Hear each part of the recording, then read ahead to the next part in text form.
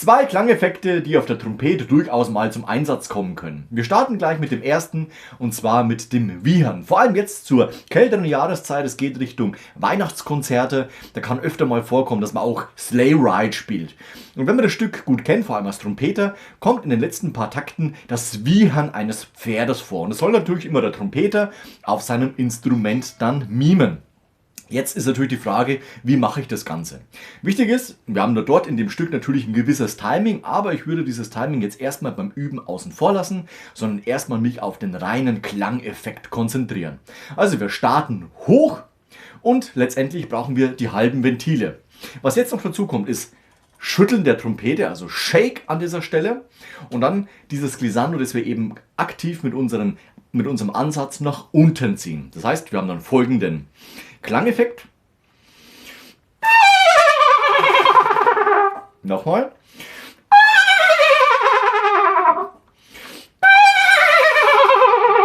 Ich mache es immer ganz gerne, dass ich nach oben ziehe, oben offen lasse und dann beim nach unten gehen wieder in dieses halbe Ventil drücken, schütteln kommen. Das klingt dann folgendermaßen.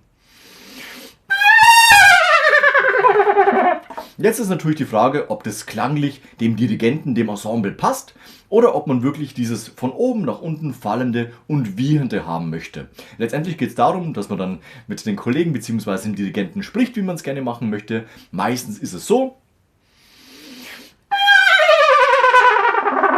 Und dann hat man eben das Wiehern. Der zweite Klangeffekt, zu dem ich jetzt komme, ist, das kann man öfter mal brauchen, und zwar ist es dieses Kussgeräusch auf der Trompete.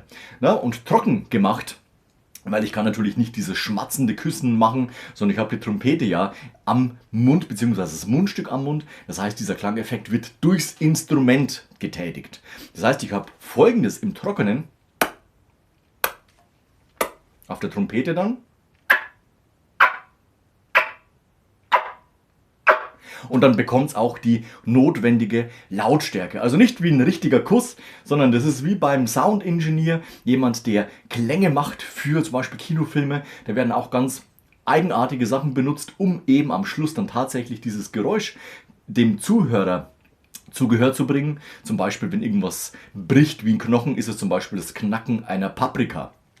Und so ist es eben hier auch. Man macht und dann kommt.